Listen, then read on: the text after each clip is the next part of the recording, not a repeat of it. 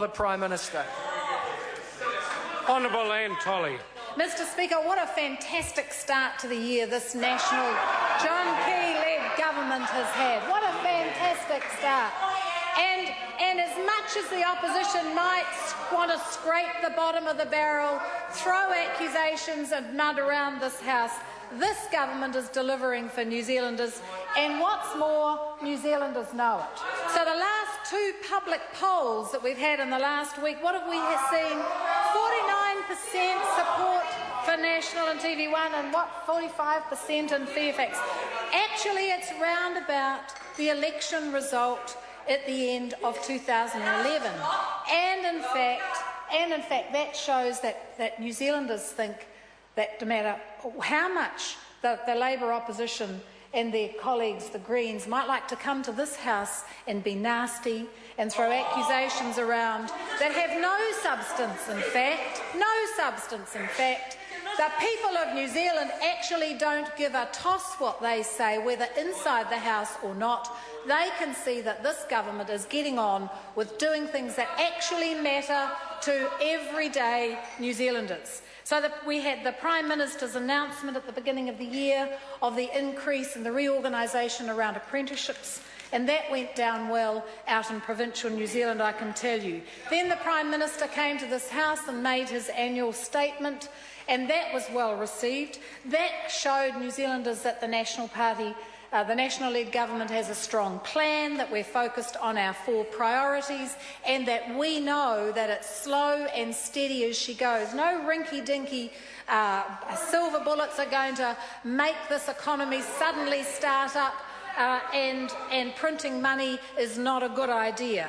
But, Mr Speaker, I want to just take a few minutes to talk about 2 portfolios that I have responsibility for that have had an enormous start to this year of 2012. So far this year we've announced, first of all, we're turning 3 prisons into working prisons to make sure that prisoners get an increased opportunities for employment training. So that means structured 40-hour weeks for prisoners working inside those prisons, getting good work experience, getting good qualifications, and having a better chance of not reoffending when they leave prison. Mr Speaker, we have talked about the increase in police foot patrols, an average of 70% across New Zealand increase in having police out on the beat in their communities, visible, preventing crime and deterring crime from happening.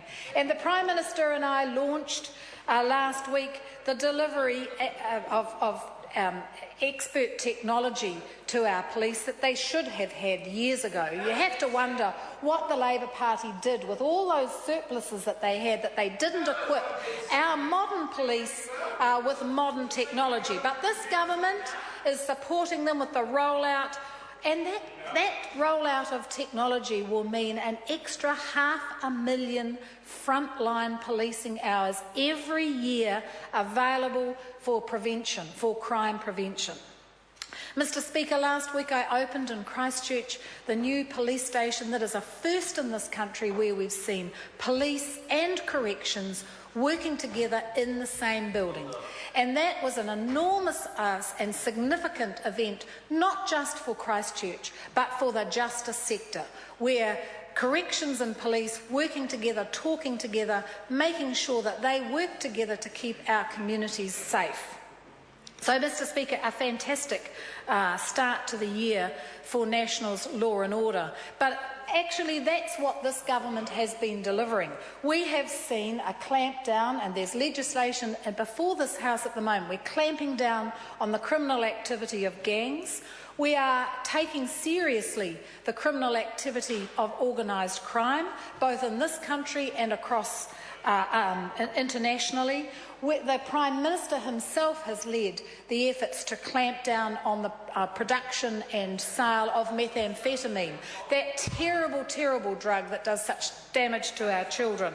We've toughened the sentences on bail, we've toughened sentences and we've toughened bail, and we've abolished parole for the worst repeat offenders. We've put 600 extra police on the streets. Mr Speaker, the contrast with the previous government that was transporting prisoners around in police vans because they had taken so little into law and order is absolutely paramount. Grant Robertson. Thank you very much, Mr Speaker. It's important when we start to look at the pokies for convention centres